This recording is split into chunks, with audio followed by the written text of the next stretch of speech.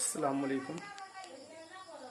आज का जो लेक्चर है, आपका जो क्लास चलेगा वो चैप्टर 10th है, लाइट रिफ्लेक्शन एंड रिफ्रैक्शन। तो मैं ऑलरेडी पहले ही बता चुका हूँ कि अगर आप वीडियो को पूरा देखेंगे तभी आपको बेनिफिट होगा, और अगर आधा अधूरा देखेंगे या सिर्फ इंटरटेनमेंट के लिए देखेंगे तो आपके लिए बेनिफिशियल नहीं होगा। तो आपसे रिक्वेस्ट है कि आप जब भी बैठें तो कलम कॉपी लेकर बैठें और वीडियो को पूरा देखें।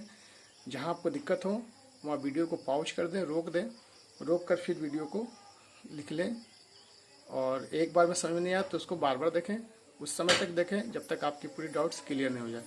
तो अब शुरू करते हैं चैप्टर 10।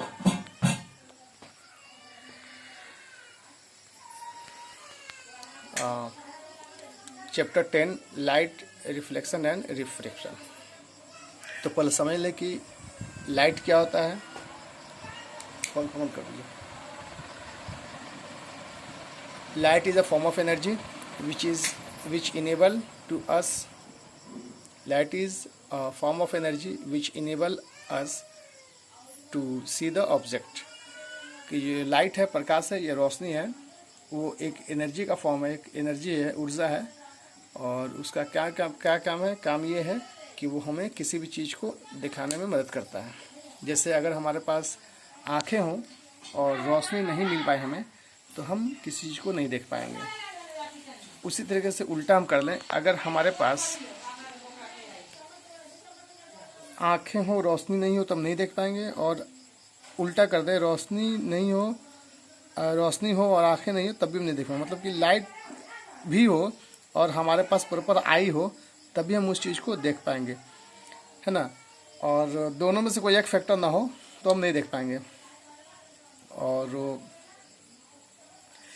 लाइट एक अजीब चीज़ है जो सारी दुनिया को हमें दिखाती है लेकिन खुद नहीं दिखती। लाइट ऐसी चीज़ है जो सारी दुनिया को, सब चीज़ों को हमें दिखा देती है लेकिन खुद नहीं दिख पाती। और अभी आपको यहाँ पे कलर रेड दिख रहा है, ये रेड कलर का दिख रहा है या जो भी दिख रहा है, तो लाइट का जो कलर है वो 7 कलर है। और मतलब यूँ कहें कि वाइट कलर, लाइट का कोई कलर नहीं है, अपना वाइट है, और उसके अंदर 7 कलर है। तो वो जिस चीज़ को रिफ्लेक्शन करता है वो चीज़ हमें दिखती है। ये रेड दिख रहा है, ये कलर रेड है, तो ये रेड कब दिख रहा है? जब ये इस पर लाइट पड़ा, और लाइट पड़ने के बाद ये सिर्फ और सिर्फ रेड जो वेव है या रे है उसको रिफ्लेक्ट किया, और रिफ्लेक्शन के बाद हमारे आंखों पे आया तो हमें दिखा कि रेड है। ये वाइट दिख रहा है हमें। वाइट दिखने का ये है कि जब कोई ऑब्जेक्ट लाइट को अपने ऊपर लेता है और वो पूरी की पूरी लाइट को रिफ्लेक्ट कर देता है, कुछ भी नहीं रखता, पूरी की पूरी लाइट को रिफ्लेक्ट कर दिया, तो वो चीज़ वाइट दिखता है। और अपोजिट, अगर कोई चीज़ ब्लैक दिख रहा है, काला दिख रहा है, इसका मतलब ये है, जैसे मान लीजिए आपके पास ये मोबाइल है, आपको यहाँ काला दिख रहा है, तो काला दिखने का मतलब ये है कि ये इस पर जो लाइट पड़ा वो पूरी की पूरी लाइट को ऑब्जर्व कर ले, एक भी लाइट को आपको रिटर्न नहीं किया, रिफ्लेक्ट नहीं किया, इसलिए वो क्या दिख रहा है? आपको ब्लैक दिख रहा है। मैं जो जिस पेन से मैं लिखा हूँ वो आपको ब्लू दिख रहा होगा। तो इसका मतलब ये हुआ कि इस पे जो लाइट पड़ा तो वो लाइट को बाकी कलर ऑब्जर्व कर लिया, सिर्फ और सिर्फ आपको ये ब्लू कलर आपके आंखों पर फेंक रहा है, आपके आंखों पर रिफ्लेक्ट कर रहा है। इस वजह से ये जो लिखा हुआ चीज़ है वो आपको ब्लू दिख रहा है। मतलब जो कलर आपकी आंखों पे आएगा सिर्फ और सिर्फ वही कलर आपको दिखेगा।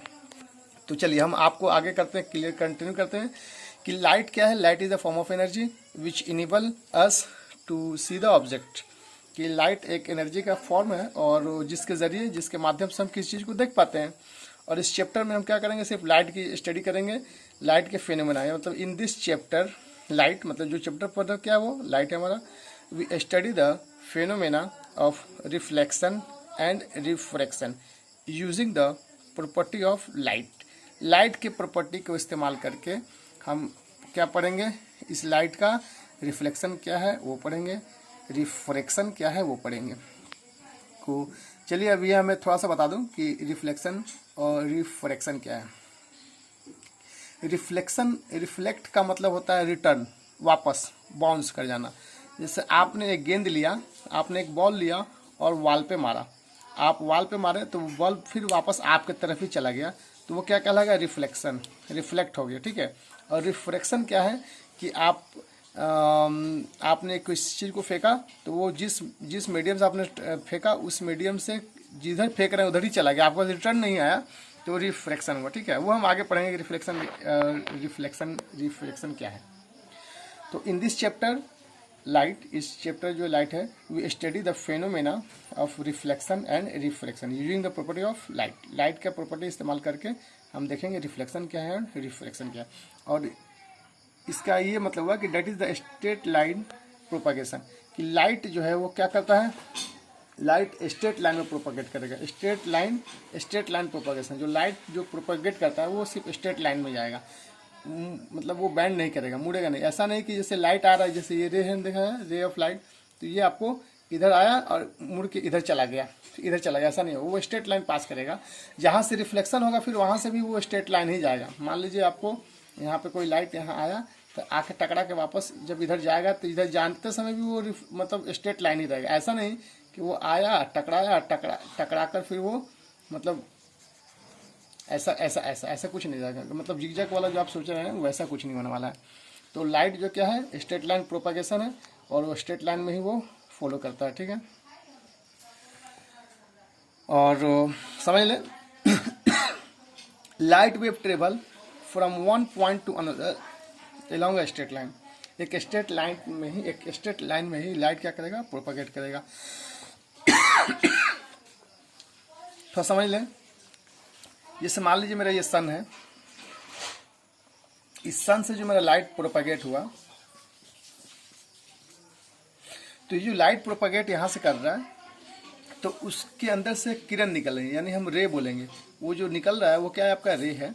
और सिंगल है, अगर अकेला है तो उसका नाम है रे, और अगर ऐसा बहुत सा है तो उसका नाम क्या है, बीम ऑफ लाइट है ना। आपको पहले भी मैंने बताया था, तो आप देख लेंगे कि अगर वो लाइट है, सिंगल रे उसका आ रहा है तो उसको रे ऑफ लाइट बोलेंगे। लेकिन ऐसा बहुत सा बंच है, 1 2, जैसे यहाँ पे हमने दिखा है कि 1 2 3 4 बंच ऑफ लाइट है, तो बंच ऑफ लाइट को हम क्या बोलेंगे, बीम ऑफ लाइट बोल सकते हैं।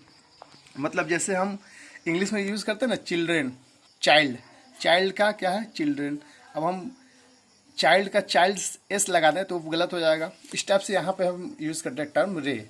सिंगल है तो उसको रे बोलेंगे, और एक से ज़्यादा रे है मतलब रेज है तो रेज नहीं बोल के हम क्या बोलेंगे, बीम ऑफ लाइट बोलेंगे। ठीक है, और अब हम देख लें कि क्या सूरज की रोशनी या सनलाइट से जो लाइट निकल रही है, तो क्या जितनी लाइटें आ रही है क्या हम सबको देख पाते हैं, तो it is not possible by our eyes. क्यों, क्योंकि इसकी कुछ रेंज होती है, तो जो विजिबल रेंज है सिर्फ वही हमें दिख पाती है। अगर हम फ्रीक्वेंसी के टर्म में बात करें, if you are talking in the term of frequency, तो लाइट की जो फ्रीक्वेंसी है जो हमारे विजिबल है, विजिबल फ्रीक्वेंसी जिसको हम देख पाते हैं, विजिबल रेंज बोलेंगे इसको। विजिबल रेंज जो है हमारी वो क्या है, वे फ्रीक्वेंसी के टर्म में, हॉर्टेज के टर्म में 4 × 10⁻14 हॉर्टेज टू 7 × 10⁻14 हॉर्टेज। 4 × 10⁻14 हॉर्टेज से लेकर 7 × 10⁻14 हॉर्टेज तक ही विजिबल रेंज है, उतना ही हम लाइट देख पाएंगे। इसके इस रेंज के इधर भी कुछ लाइट होगा, वो भी हमें नहीं दिखेगा। इस रेंज के इधर भी जो लाइट का ये वेवलेंथ होगा वो भी हम फ्रीक्वेंसी को हम नहीं देख पाएंगे। अगर हम बात करते हैं in the term of wavelength, तो वेवलेंथ के टर्म में 400 nanometre to 700 nanometre, we can see the light in the term of 400 nanometre to 700 nanometre. 400 nanometre से कम और 700 नैनोमीटर से ज़्यादा जो लाइट है वो क्या है, विजिबल रेंज से बाहर है, हम उसको नहीं देख पाएंगे। उस लाइट में हम कुछ चीज़ को नहीं देख पाएंगे। चलिए अब हम आगे देखते हैं लाइट का। लाइट है आपका, ये रिफ्लेक्शन है और क्या है, रिफ्रैक्शन है।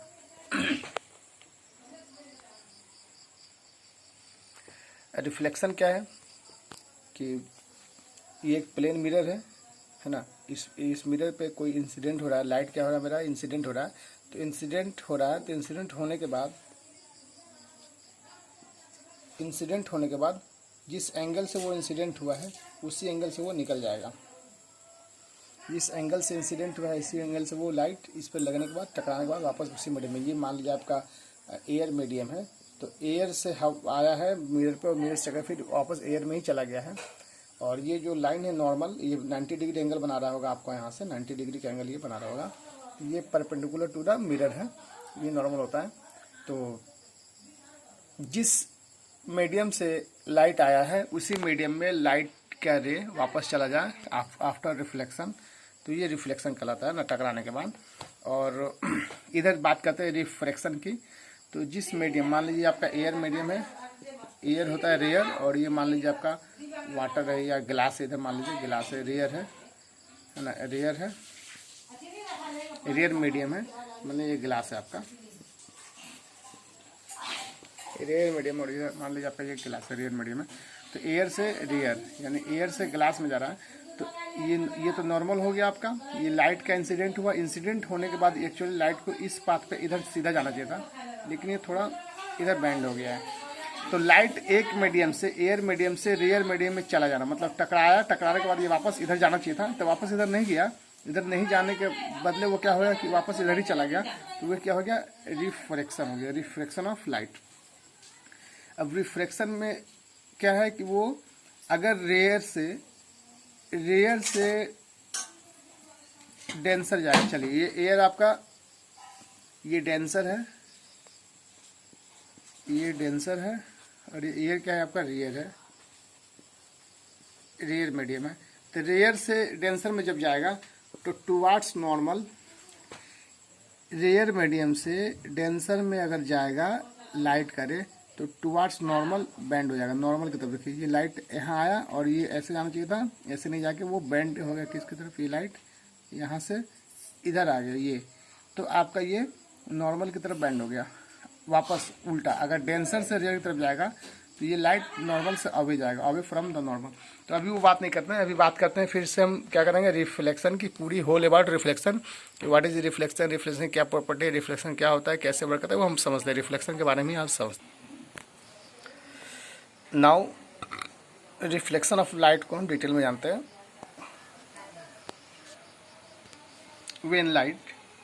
when the light is allowed to fall on highly polished surface such as mirror, most of light get reflected। क्या है कि इसमें जब चिकना सतह होगा, बहुत चिकना सतह होगा, मिरर की बात कर ले हम, सच एज मिरर है ना, सच एज मिरर या मोस्ट हाईली गेट्स रिफ्लेक्टेड।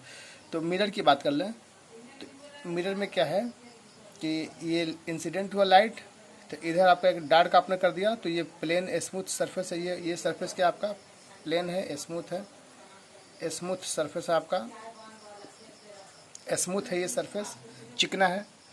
तो लाइट टकराया, टकराकर फिर वापस इसी मीडियम में चला गया, तो ये हो गया रिफ्लेक्शन, है ना। रिफ्लेक्ट हुआ लाइट का क्या हो, जिस मीडियम से आया उसी मीडियम में वापस चला गया, रिफ्लेक्ट हो गया, तो ये रिफ्लेक्शन है, ठीक है। तो इस रिफ्लेक्शन का कुछ रूल है, कुछ लॉ है। तो लॉज इसका जनरली दो लॉज है जो हम बता रहे हैं आपको। फर्स्ट जो लॉ है, the angle of incident is always equal to the angle of reflection.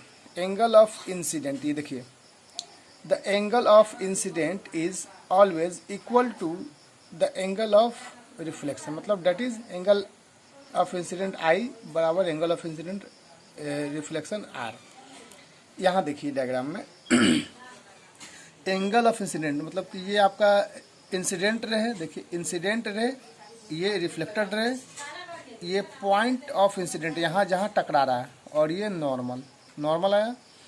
तो एंगल ऑफ इंसिडेंट मतलब ये एंगल आई, ये वाला एंगल आपका, ये angle is equal to the angle of reflection, ये एंगल मतलब angle i is equal to angle are.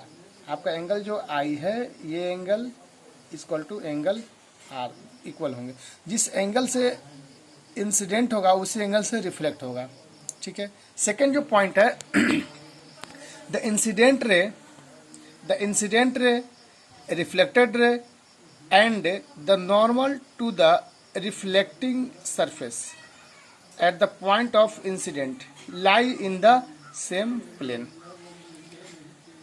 ये आपका इंसिडेंट रे है, ये रिफ्लेक्टेड रे है, और ये जो नॉर्मल है, तो ये देखिएगा इंसिडेंट जो हो रहा है आके यहाँ पे इस पॉइंट पे, और यहीं से रिफ्लेक्शन भी हो रहा है, और यहीं नॉर्मल का पॉइंट, ये जो पॉइंट है इंसिडेंट का, रिफ्लेक्टेड का और जो नॉर्मल, ये तीनों पॉइंट एक ही पॉइंट, तीनों एक ही जगह के मिलते हैं। उसी को कहा गया कि the incident ray, reflected ray and the normal to the reflecting surface. ये रिफ्लेक्टिंग सरफेस है, इस सरफेस पे जो नॉर्मल हमने डाला है, ये वाला नॉर्मल, ये क्या है, at the point of incident lie in the same plane, एक ही प्लेन में होगा। वो क्या होगा, एक ही बिंदु होगा या एक ही प्लेन, एक ही चीज़ होगा। ठीक है, अब हम कुछ समझ लें कि प्लेन मिरर के अंदर में इमेज का फॉर्मेशन क्या है, फिर हम समझेंगे स्फेरिकल मिरर के बारे में। Image formation by plane mirror, plane reflecting surface. मान लीजिए आपका ये प्लेन मिरर है, ये प्लेन मिरर है आपका, एक तरफ आपका काला पोता गया या पेंटिंग किया हुआ है, और एक तरफ तो स्मूथ है, इस साइड वाला स्मूथ है, इधर वाला स्मूथ है, और इधर वाला पेंटिंग है। ये ऑब्जेक्ट है, सामने खड़ा है, ये इमेज है, ये ऑब्जेक्ट, ये इमेज बना। आप इमेज कीजिए जब आप मिरर के सामने खड़े होते हैं। मैं एक मिरर लेता हूँ, मान लीजिए हमने सामने एक मिरर लिया है, कि मैं उसके सामने ये एंगल, ये इमेज ले रहा हूँ, तो उस मिरर में जो मेरा इमेज बन रहा है उतना ही दूर है उस मिरर के सरफेस, ये मिरर है इसके सरफेस से उतना ही दूर पीछे बन रहा है जितना दूर पे मैं सामने खड़ा हूँ, सामने बैठा हूँ। मतलब उस ऑब्जेक्ट को मैं जब देख रहा हूँ, उस मिरर को जब मैं देख रहा हूँ, तो उसमें जो इमेज फॉर्मेशन मेरे फेस का जो इमेज फॉर्मेशन हो रहा है, वो फॉर्मेशन उतना ही दूरी पे है जितना दूरी पे मैं उससे बैठा हूँ। मतलब कि जो मिरर का जो सरफेस है, जो मिरर का सरफेस है, उस सरफेस से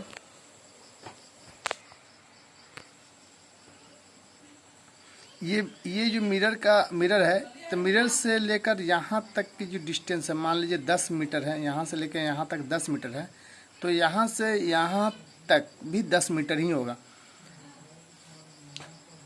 इमेज जितना दूरी पर इमेज जितना दूरी पर पीछे बन रहा है, ऑब्जेक्ट उतना ही दूरी पर आगे है, डिस्टेंस पर आगे है। तो चलिए वो हम करते हैं।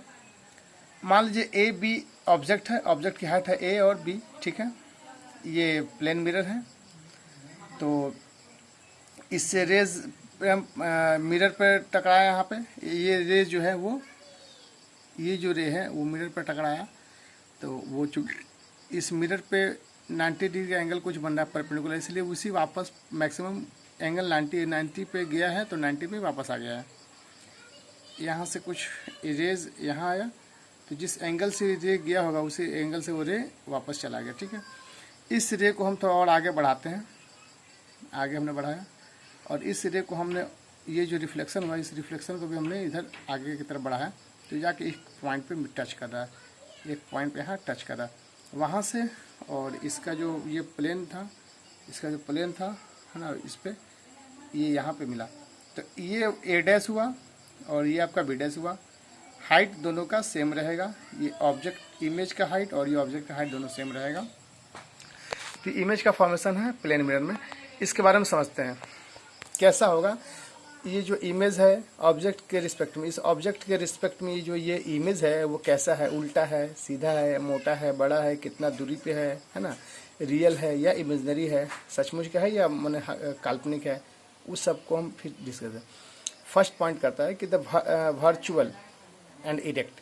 वर्चुअल का मतलब क्या होगा, इमेजनरी, मतलब एक्चुअली वो इमेज रियल नहीं है, मतलब सचमुच का नहीं है, वो हमें ऐसा फीलिंग होगा कि वो इमेज है, वो इमेजनरी है, माने वर्चुअल है। इरेक्ट है, इरेक्ट का मतलब हो गया कि आपको थोड़ा सा ये दिखेगा, उल्टा टाइप का आपको दिख पाएगा, है ना। क्लियर करते हैं।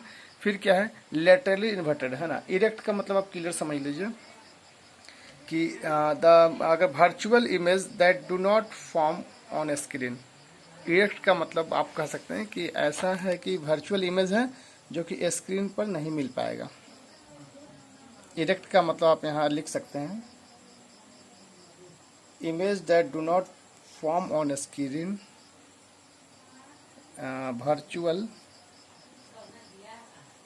Virtual image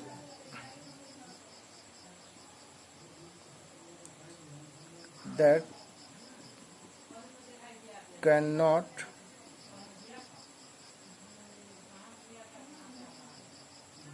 find on screen, screen पे हम नहीं पा पाएंगे। क्या नहीं पा पाएंगे? उसको पर्दे पे हम उसको नहीं इस्तेमाल कर पाएंगे, ठीक है।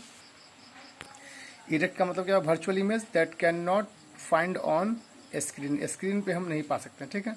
इमेजरी है वो। लेटरली इन्वर्टेड है, लेटरली इन्वर्टेड, इन्वर्ट का मतलब होता है उल्टा, लेटरली इन्वर्टेड का मतलब क्या हो गया? लेफ्ट टू राइट, मतलब कि आपको क्या होगा, वो left side of object appear on the right side of image. आप खड़े होइएगा इमेज में तो देखिएगा अपना लेफ्ट हैंड को जब आप मूव करेंगे तो आपका राइट हैंड मूव करेगा उसमें इमेज के अंदर, और जो आप राइट करेंगे तो लेफ्ट मूव करेगा। मतलब क्या है कि आपको वो जो इमेज बन रहा है उसमें वो क्या है?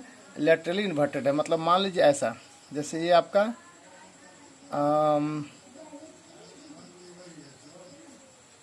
इस हैंड को अगर आप मूव करेंगे तो इधर जो इमेज होगा, ध्यान रखिएगा, ये आपका लेफ्ट होगा और ये राइट होगा। मतलब आप राइट को अगर डिस्टर्ब करिएगा तो लेफ्ट आपका मूव करेगा इधर, तो आपको लगेगा कि वो ऐसा, तो लेटरली इन्वर्टेड, ठीक है। थर्ड पॉइंट है the size of image is equal to the size of object, जितना बड़ा ऑब्जेक्ट होगा उतना ही बड़ा आपका इमेज बनेगा। फिर क्या है? Fourth point, the image found as far behind the mirror as the object is in front of it. मतलब कि जितना दूरी पे यहाँ से यहाँ तक का जितना डिस्टेंस है उतना ही डिस्टेंस यहाँ से यहाँ तक का होगा। मतलब जितना दूरी पे इस मिरर से जितना दूरी पे ऑब्जेक्ट होगा, इस मिरर से उतना ही दूरी पे पीछे वो इमेज आपका फॉर्मेशन होगा। अब हम बात करते हैं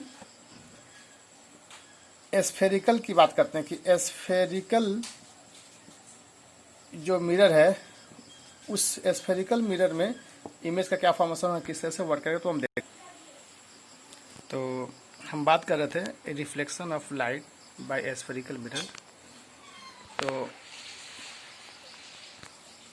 एस्फेरिकल mirror whose reflecting surface are curved inward और outward spherically are called spherical mirror. मतलब एस्फेरिकल मिरर उस मिरर को बोलेंगे जिसका सरफेस क्या हो? कर्व्ड हो, या इनवर्ड की तरफ कर्व्ड हो या आउटवर्ड की तरफ, या तो अंदर की तरफ से कर्व हो या बाहर की तरफ से कर्व हो। हैंड में देखिए बाहर की तरफ से उठा हुआ है, ये कर्व्ड है, या अंदर की तरफ से ये कर्व्ड है। लाइक स्पून, हम स्पून की बात कर लें। हमारे पास अगर ये स्पून है, मेरे पास अगर ये स्पून है तो स्पून ऐसी टाइप का होता है, ऐसा ही कुछ दिखता है स्पून आपका। तो ये स्पून या तो इनवर्ड डायरेक्शन से क्या हो आपका स्फेरिकल हो, या आउटवर्ड डायरेक्शन से आपका क्या है स्फेरिकल हो। तो mirror whose reflecting surface are curved inward और outward spherically are called spherical mirror. For example spoon, हमने चम्मच का हम एग्जाम्पल लिया। The curve surface of shining spoon can be considered as curved mirror. जो उसका चमकीला सतह है वो